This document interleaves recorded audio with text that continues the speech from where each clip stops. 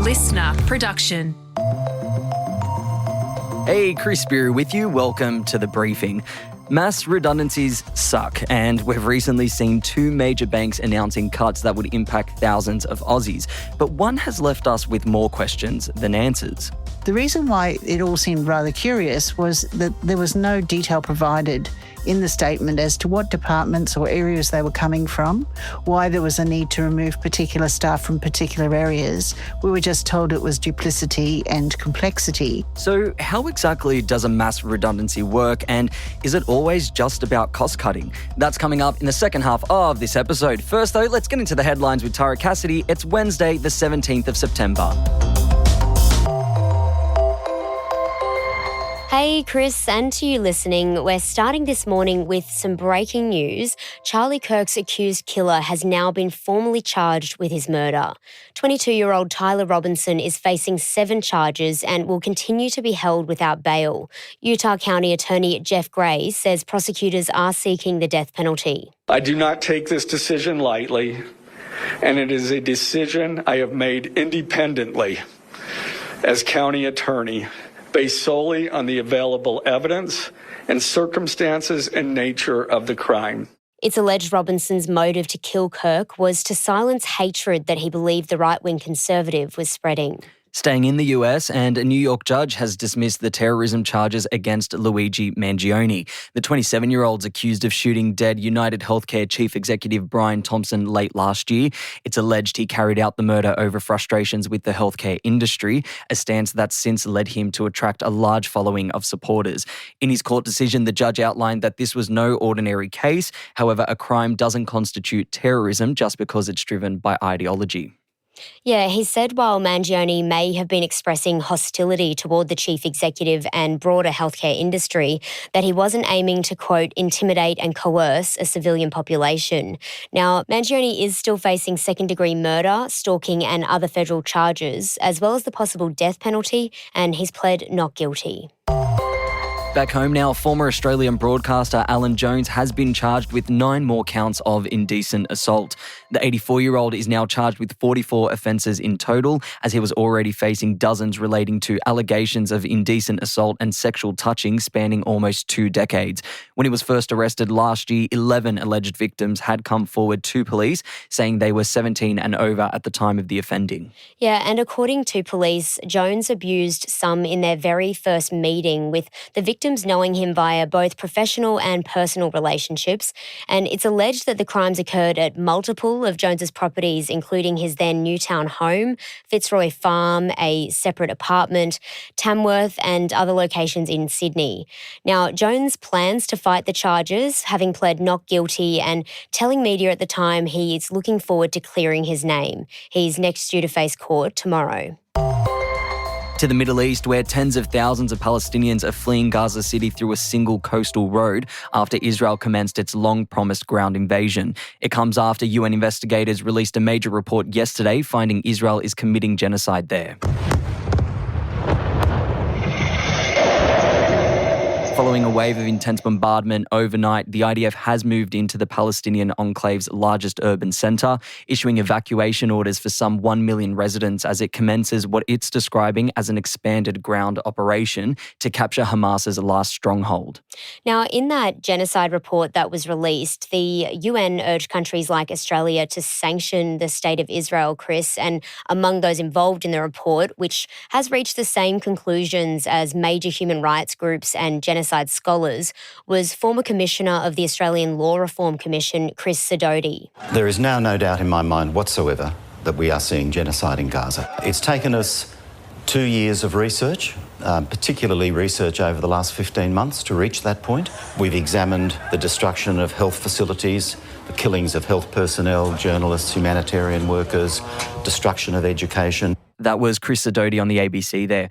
The report found Israel's deliberately inflicted life-threatening conditions by blocking food, water and medicine, actions they say are calculated to bring about the destruction of Palestinians. Israel continues to deny it's committing genocide, describing the report as distorted, false and scandalous. An Aussie journo's made international headlines again, this time after getting a spray from none other than President Donald Trump. Now, the president was captured giving an ABC Four Corners journalist a mouthful for his line of questioning, suggesting it was hurting US-Oz relations, Chris. Now, in this exchange, America's editor John Lyons can be heard asking Trump about his business dealings and whether it was appropriate for him to be engaged in so much business activity as a sitting president. In my opinion, you are hurting Australia very much right now. And they want to get along with me. You know, your leader is coming over to see me very soon. I'm going to tell him about you. You set a very bad tone. Okay. Ooh.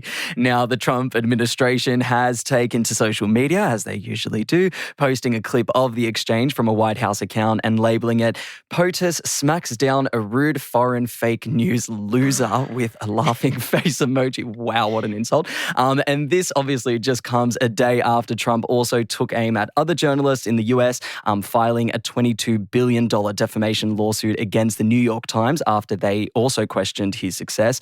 The Times spokesperson says the claims have no merit. Now, Tara, look, I don't know about you, but if you're in that situation, how would you react to essentially now becoming a global meme? I mean, fake news loser. I don't know. I think he says this nearly about every journalist, whether US or abroad. So I think I would just take it in my stride at this point, probably. Yeah, absolutely. Updating the Instagram bio as we speak. And we could be saying bye-bye to petrol and diesel and hello to canola oil. That's right. The government's today announcing a $1.1 billion investment in sustainable, low-carbon liquid fuels that can be made from things like Aussie vegetable oils. Now, the announcement comes as the Albanese government is gearing up to unveil its 2035 climate targets any day now, and a big part of its climate strategy is this new 10-year cleaner fuels program.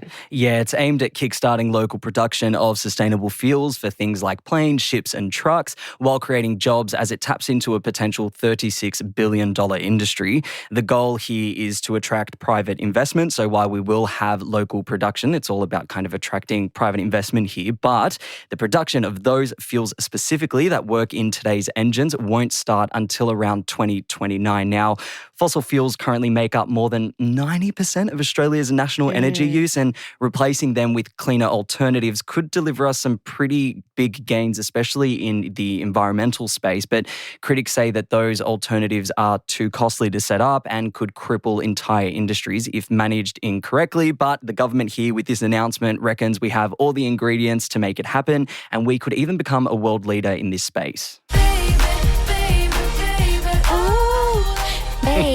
Baby. Well, briefers, that is your headliner for Coachella 2026. Woohoo! The lineup has just dropped 2 months earlier than expected, with some huge names announced for the 2-weekend extravaganza. Sabrina Carpenter, Justin Bieber, and reggaeton queen Karol G are all headlining. And there's also a bunch of Aussie acts like indie pop rockers Royal Otis, punk heroes The Chats, and EDM star Nina Geraci. Oh, I love this, and I love reading all the comments online because everyone's like, you should have picked this artist and you should have picked this artist, Justin Bieber and Sabrina Carpenter, But look, I think it is a very impressive lineup. However, I will say I'm excited to see if any of them will be capable of topping this year's headliner. Let's go, come on!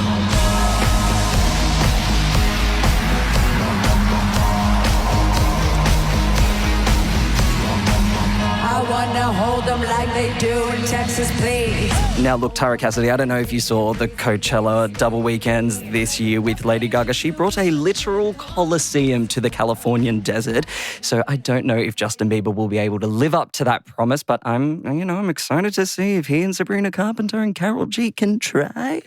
I don't know. Maybe I'm getting too old for this, but I actually just miss like much older artists than that. Like I miss the days where it's like Eminem, there was Prince, Paul McCartney once upon a time. But I don't know. I'm not a Sabrina Carpenter fan. Stupid. I will finish our headlines with that controversial opinion. Yes, our briefers. Take it easy on Tara Cassidy. She doesn't understand the lay of the land. Look, we're going to pop a broadcast channel prompt out on our Instagram at The Briefing Podcast. Let us know how you feel about this Coachella lineup and if there's any artists that you think they absolutely missed and deserve to be there. That is it for our headlines for today. Up next is Helen Smith's Deep Dive, looking into mass redundancies on the back end of those major announcements from our major banks, what it all means and how you can all make sense of it. Stick around, that is coming up for you next.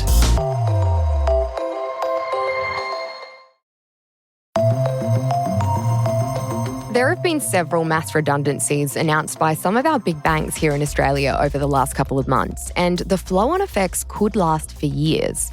ANZ announced they'd be cutting around 3,500 jobs over the next 12 months. And since then, the bank is also facing a record $240 million penalty for widespread misconduct, impacting thousands of customers. And NAB recently said they'll be cutting more than 400 roles and hiring more employees overseas. So what actually happens in a mass redundancy? How does it impact Australia's productivity? And why are the CEO and company statements more important than ever? Helen Bird is a law and corporate governance expert from Swinburne. Helen, what has happened since ANZ announced they'll be cutting thousands of jobs by next September? Well, the short answer is a lot. Last week, as you said, they announced the reduction in significant numbers, about 8% of their current workforce. They've also demoted their chief risk officer.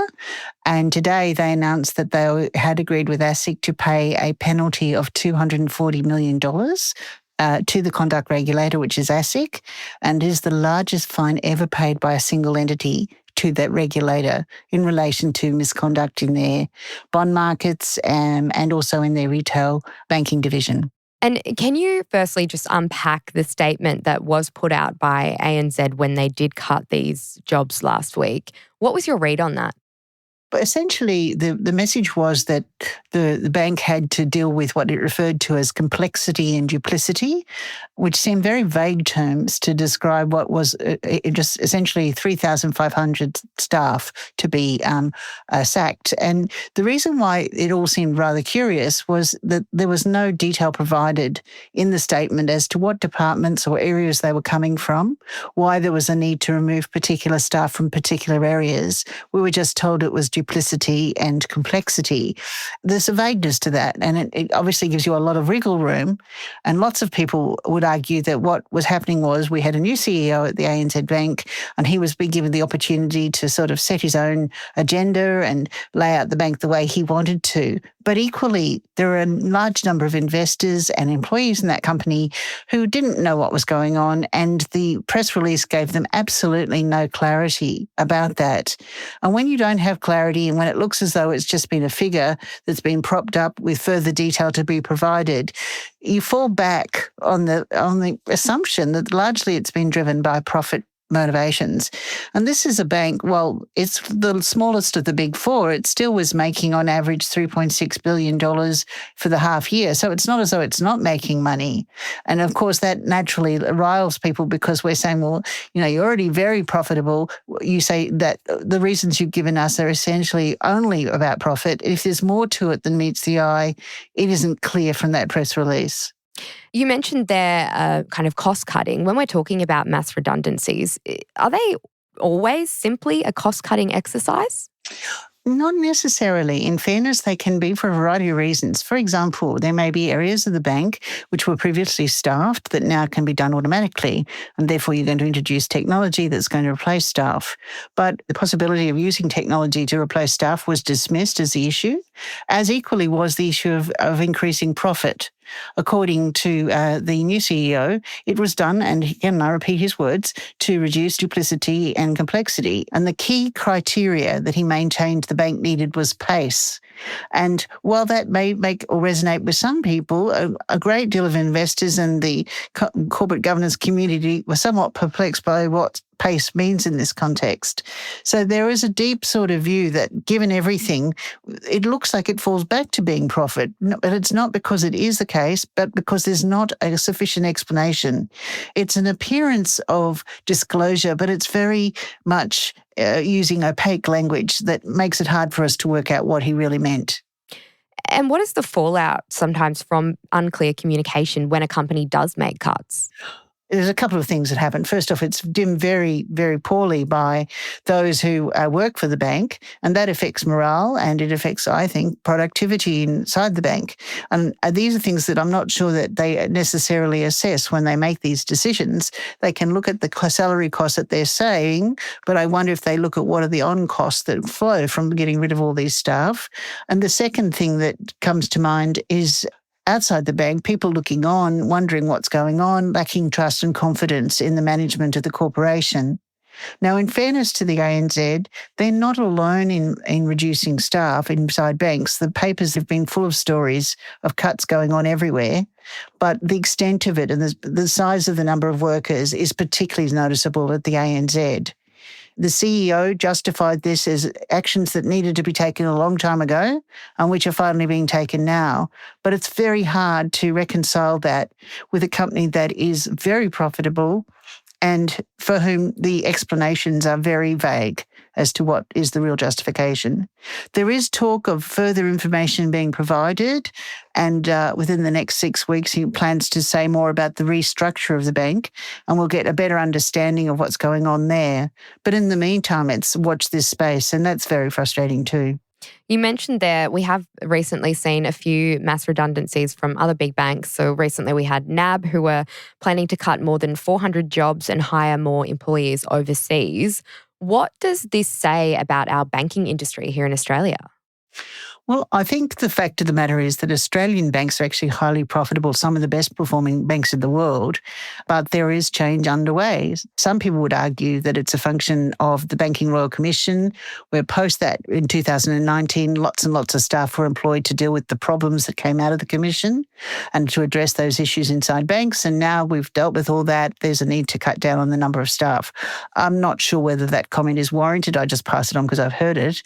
I think what we're seeing is a shifting of the marketplace and increased competition between the four banks, looking for any means by which to justify their successes, and cutting costs, cutting staff is a very common way to do it. But we should also be aware that if this happens and 3,500 workers are reduced from the workforce, there's going to be on-flowing effects. Apart from inside at the ANZ, you're going to see other banks are going to be much more willing to do this as well. It does tend to have what I refer to, unfortunately, as a network effect. And also we'll see that executives within the ANZ will get very large bonuses because they reduce the costs of running the bank. And likewise, other banks will look on and say, well, we need to match those as well. So you can see that this is going to have a bit of a drum roll effect, and it's going to not lead to more unemployment, not necessarily to a settling down for some period. And you mentioned also before productivity, and we recently had the Productivity Summit. How do redundancies impact productivity? Well, I mean, I think like all things, some people will say there are goods and bads to redundancies. You reduce the workforce and you reduce the expenses that are required to be paid to have a workforce, but then you expect fewer people to do more work. But at the same time as that's happening, you've had instances, and this is documented, where ANZ staff have been informed that they were being sacked, not by being told they were being sacked, but by messages asking them to hand in their laptops and telephones and so forth. And so that was the first time at which they were made aware that they were losing their jobs. So you have this effect on morale, and morale affects productivity. So there are goods and bads in these things, but I'm not sure that the low morale, the productivity concerns are really measured as a significant issue when making these decisions. So I think the real question will be to see what happens to the bank in the next, say, 18 months to 2 years, is whether the performance actually in fact increases. When it comes to technology and AI that we're seeing across various industries, not just banking, how much of an impact is technology having on these redundancies at the big banks? I think it's more fear than real at this point, but I think it's coming. My understanding is that there's a lot of talk about what AI can do, but at this stage it's still very much in the experimentation phase of that. And as it improves, you'll see more and more AI-focused applications going on, and there will be associated redundancies. At this point, I think they're still in the early stages of that working out, and I think that will apply to all banks, not just to the ANZ. And what has the government's response been to these mass redundancies over the last couple of weeks, or the announcements that we've seen? I think we can say safely the government is definitely aware, the government is concerned, and the financial sector union, which represents most of the banking employees, is obviously agitating and letting the government know. But as to whether that has had any substantive effect, I can't say. The concern from a governance angle is two things. Firstly, the speed at which this has been done and the lack of clarity that is associated with it. So really, governance looks at two things. It looks for accountability and it looks for transparency. And what's really lacking here is it has the appearance, the cloak of transparency, but the fact of the matter is it's not. And the second thing we want is to make sure that the people involved have acted appropriately and that there is accountability if it goes wrong. The second of those concerns is something that it's much harder to identify, but we'll only see as time rolls on. So the one advantage of this particular piece of news is that it's been done at the start of the CEO's tenure as a new CEO at ANZ, and we are definitely going to see the rollout in his time at the bank. And he's going to be around to be held accountable for that. And I guess that's the one consolation we have. Helen, thank you so much for joining us on The Briefing. Thank you for having me. That was Helen Bird from Swinburne University. And thanks for listening to this episode of The Briefing. That's it for now. Before you go, though, we'd love it if you could share this app with someone else you think might enjoy it as well. It's a really easy way you can support everything we do here at The Briefing. And you can check us out on Instagram at The Briefing Podcast. I'm Helen Smith. Catch you next time.